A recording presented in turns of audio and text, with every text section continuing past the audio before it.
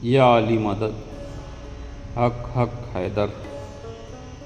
گزشتہ دنوں میری جنم بھومی اور ہمارے وطن عزیز مالیگاؤں میں چند دن گزارنے کا موقع میسر آیا۔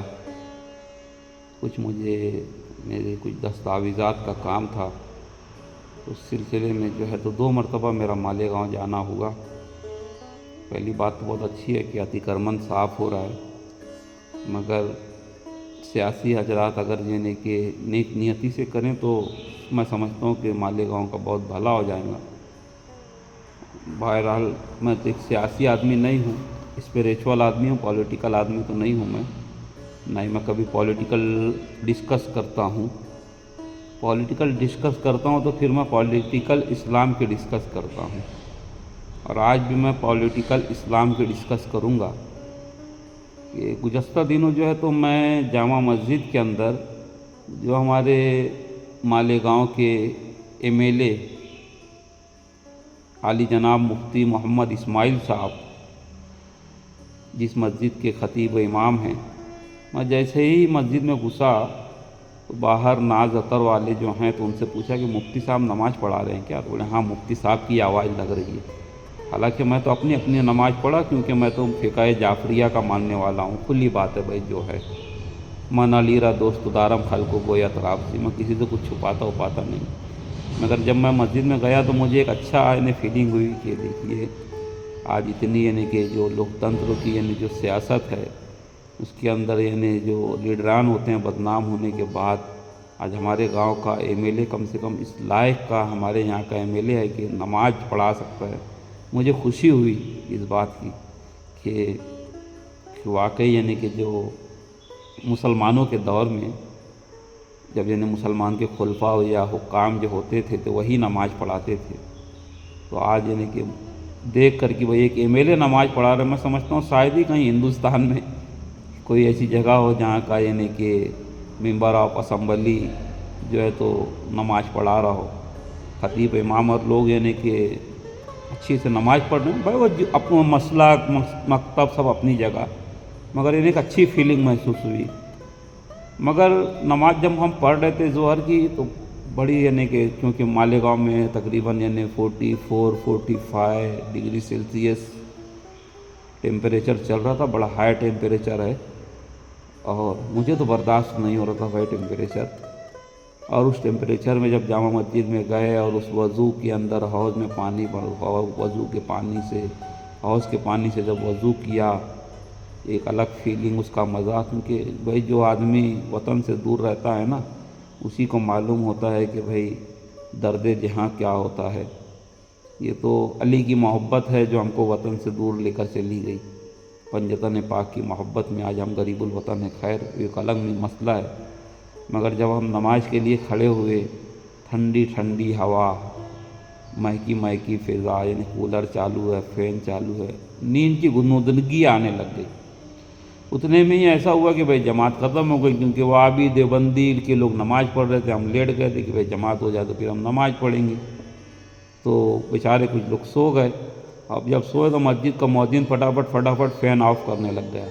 اب سارے فین آف کر دیا، جب باقی کے لوگ سوئے ہوئے تھے۔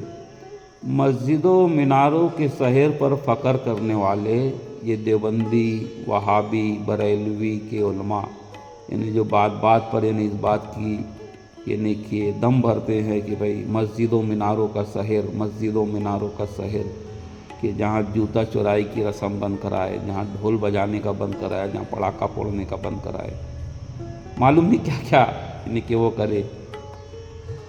نماز کے وقت تو لوگ قربتاً اللہ نماز کے لیے کھڑے تھے۔ اس وقت تو آپ نے ٹوائلٹ کھولے رکھا، باتھ روم کھولا رکھا، آپ کے مسجد کا فین آن رہا، مگر اس کے بعد جب نماز ہو گئی تو جو اللہ کے بندے جو سوئے تھے، جو آج بھی جو سو رہے ہیں، کیا وہ مسلمان نہیں ہے کیا؟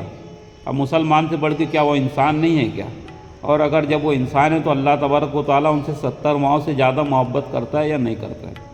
اگر اللہ ان سے 70 ماؤں سے زیادہ محبت کرتا ہے تو آپ اپنے دل پہ آپ کلمہ پڑھ کر لا الہ الا اللہ محمد رسول اللہ پڑھ کے ذرا اس بات کا اقرار کر کے بتاؤ کہ اپنے گھر کے اندر تمہارا بیٹا اگر سویا رہے اس گرمی کے ماحول میں، یعنی دوپہر کا 2:30-3 بج رہا ہو، اور آپ اس کے یعنی کہ پاور رہتے ہوئے، کرنٹ رہتے ہوئے، بجلی رہتے ہوئے آپ فین آف کر دو، اے سی بند کر دو، پنکھا بند کر دو، آپ ایسا کرو گے کیا؟ آپ اپنے گھر کے لیے نہیں کرو گے تو اللہ کے گھر میں اللہ کا بندہ جو 70 ماہ سے زیادہ جس سے اللہ محبت کرتا ہے، جب وہ سو رہا ہے گھنٹہ 2 گھنٹہ، کون تھے تیرے باپ کی بجلی جل رہی ہے بے؟ پبلک پیسہ دیتی ہے نا، عوام پیسہ دیتی ہے، عوام الناس کے پیسے سے جلتا نہیں کہ تیرے باپ کے پیسے سے مسجد کا جو مؤذن اس کی پگار میں سے کیا بل کا وہ پیسہ کٹتا ہے؟ یہ جامع مسجد کی بات نہیں ہے، پورے مالیگاؤں کا مسئلہ یہ ہے۔ لوگوں کو چوتیا بنا کے رکھے ہو مسجدوں میناروں کا شہر۔ آدمی سویرے بس اسٹینڈ پہ اترتا ہے، ایک مسجد میں گیا بیچارہ، سوچا کہ چلو اب یہاں جائیں گے، ہم یہاں پر فریش ہوئیں گے، ٹوائلٹ باتھ روم کریں گے، غسل کریں گے، اس کے بعد جو ہے نماز پڑھیں گے۔ جب جا کے دیکھتے ہیں تو ٹوائلٹ بھی بند ہے، باتھ روم بھی بند ہے، غسل بھی بند ہے۔ بیچارے اپنا موبائل دیکھے کہ اپنا بیگ دیکھے کہ اپنی اٹیچی دیکھے کہ اپنے آپ کو فریش کرے، یعنی الجھن کا شکار ہو جاتا ہے وہ۔ تو ضرورت اس بات کی ہے مالیگاؤں کے لوگوں کہ دوپہر میں کم سے کم جو ہے تو مسجدوں کے اندر جو ہے تو فین پنکھا اس کو آن رکھیں، اور حتی الامکان حتمی طور پر کوشش کریں کہ تمام مسجدوں کے اندر جو ہے تو صاف صفائی کے لیے کامگار کو ایک الگ سے رکھیں جو ٹوائلٹ باتھ روم صاف کرے، ہے نا، یہ ضروری ہے۔ اور اسی کے ساتھ میں جو ہے تو ٹوائلٹ باتھ روم ہمہ وقت تو 24 گھنٹہ، خاص طور سے انہیں قلب شہر میں جنہیں نیا اسلام پورہ، نیا پورہ، محمد علی روڈ، آگرہ روڈ، اس کے اطراف اکناف میں جو مساجد ہے، بس اسٹینڈ کے آس پاس کے جو مساجد ہیں، اکثر یعنی کہ بھائی میرے ساتھ میں کئی مرتبہ ہوا کہ مہمان آیا، محمد علی روڈ پہ بیٹھے تھے، میرے ساتھ ایک مہمان تھا، تو وہ بولنے لگا کہ میں مسجد میں جا کے آتا ہوں۔ تو میں سمجھ گیا یہ کیوں جا رہا ہوں، بھائی آپ ضرورت سے جا رہے ہو؟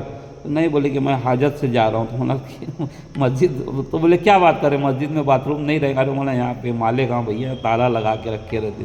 تو اس نے بولا کیوں، اس کے اندر کیا کچھ پراپرٹی ہے کیا؟ بولے ارے میں یار جانتے تو پھر میں اس کو، ہم بیٹھے تھے ہمارے استاد گرامی مولانا امیر حمزہ صاحب کی دکان پہ، تو میں نے ان کے صاحبزادے سے کہا کہ بھائی، تو بولے انہوں نے کہا کہ بھائی یہاں پر قریب میں کچھ یعنی اپنا پرائیویٹ جگہ تھی۔ میں بولا کہ یار اب ان کو وہاں بھیجو۔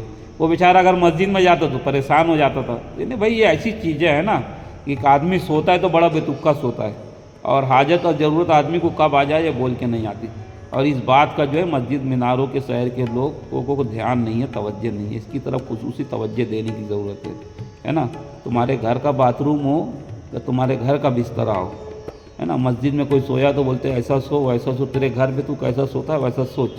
اللہ کا بندہ سویا ہے، اور آدمی سوتا ہے کوئی بھی رہے، چاہے وہ مفتی رہے یا گنجیڑی رہے، ہے نا، وہ بے تکا ہی سوتا ہے، کوئی بھی رہے۔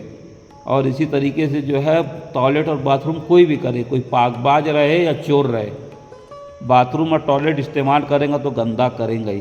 اب اس کو صفائی کرنا یہ ہم پر لازم ہے، نہیں تو کائیں کو زبردستی کا جو ہے تو مسجد اور مدرسے کے ذمہ دار بنتے ہو۔ یہ ڈھکوسلا بند کرو۔